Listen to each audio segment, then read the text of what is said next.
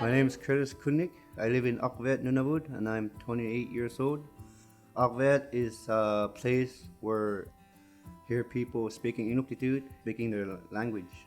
When I first got involved with the project naming with Beth Greenhorn, she asked me to bring some photos back home to show it to my grandparents and see if she could also get more names out of those photos.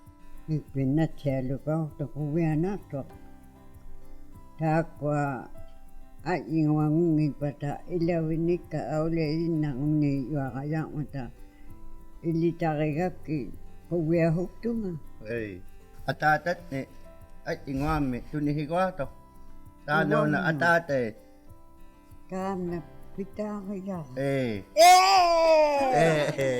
It's project naming. It's bringing people together, helping the community to get more involved with community events.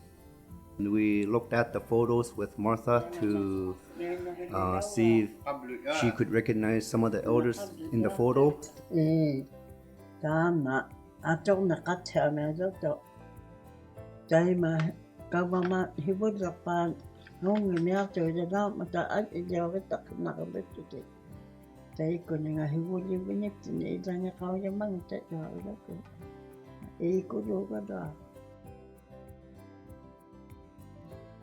Library and Archives Canada is the national repository for historical archival collections of national importance and significance. Starting in the mid-1800s, after the creation of the camera, government staff were traveling and staying in what is now present-day Nunavut.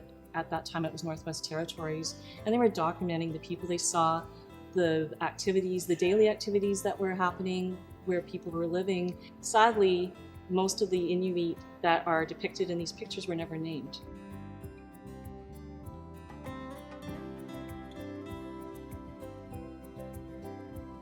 My name is Peter, with this Inuit way of pronouncing Peter Rettenach.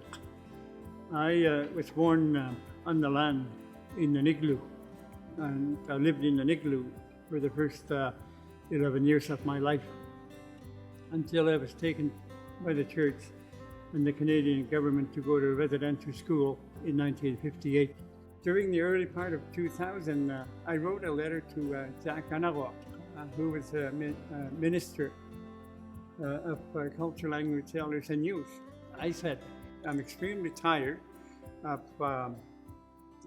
Southern writers, photographers, and only identifying Inuit as cross-eyed Jack or unidentified Eskimo. I said, we need to start looking at naming people in the photographs, because as Inuit, we have names too. Collaboration with citizens was and is the only way for project naming to succeed.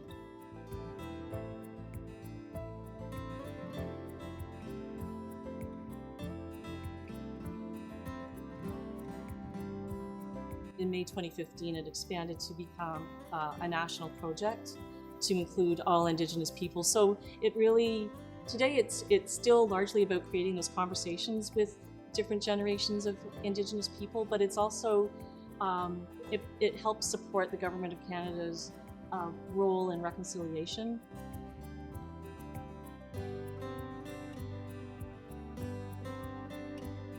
The other important part was to share these photographic records that have been stored in the vaults for decades and give access back to the community so that they could have this information about this past through their elders, and being able to learn about Indigenous peoples, I think, is just going to make us a richer country and better for it.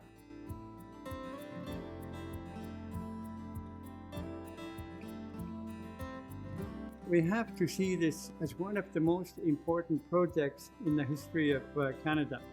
It has a past, it has a present, it also has a future.